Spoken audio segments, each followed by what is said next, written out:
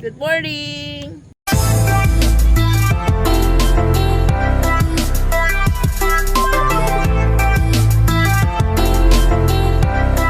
Ayan, so samahan nyo kami saan? Palengke. Palengke. Ayan. So, it's time check. Anong oras na? 6 o'clock. Ayan. So, samahan nyo kami. Saglit lang tayo doon. Check it out!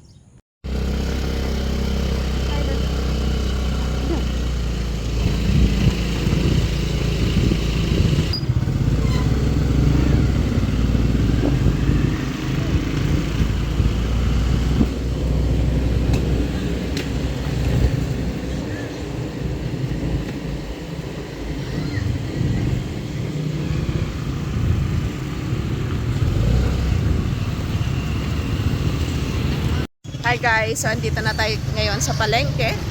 Ayan. So, samahan nyo kami guys.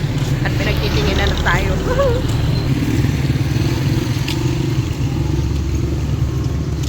So, ngayon kasi palengke day. So, siguro pumunta tayo doon sa isang side.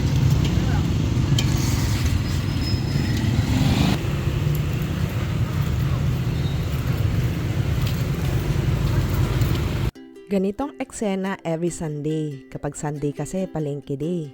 Nakakatuwa lang kasi sobrang daming mga gulay at prutas. Pero alam nyo ba, kapag yung mga magsasaka, kumbaga mas mura. Kasi syempre yung mga iba dyan, mga binibili din sa kanila. Kaya sobrang aga kami ngayon.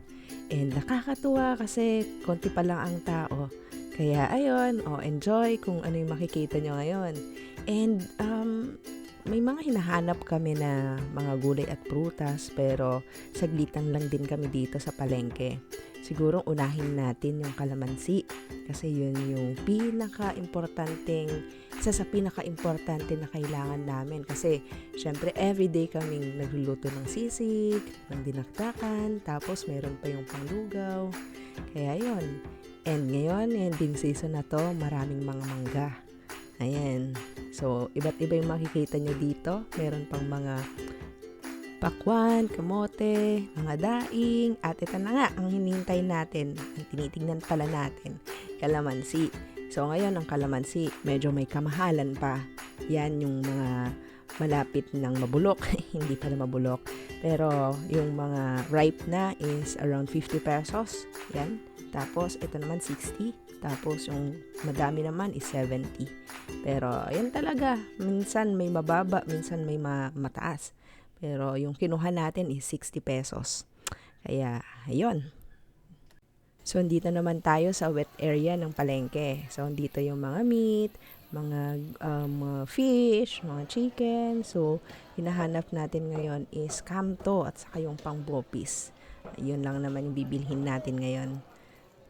Real quick na tayo mga negosyante. So, nakauwi na tayo. So, sabi ko nga sa inyo, konti lang yung binili natin. And, time to relax na after how many days na medyo busy tayo. Ayan, so ganito yung everyday view namin. And ganito ang session namin every weekends. So, kapag weekend kasi, syempre, may mga nagpabantay na sa wala din kaming online order. So, ayan, diba, once in a while, kailangan din mag-chill. Na lahat ng bagay kailangan ng sakripisyo, kailangan na masipag ka.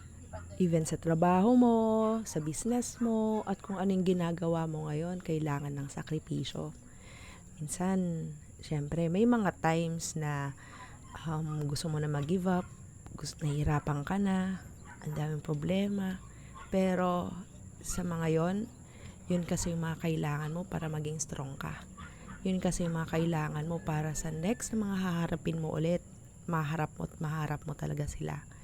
At very thankful din sa araw-araw. Syempre, diba, binibigyan tayo ng lakas.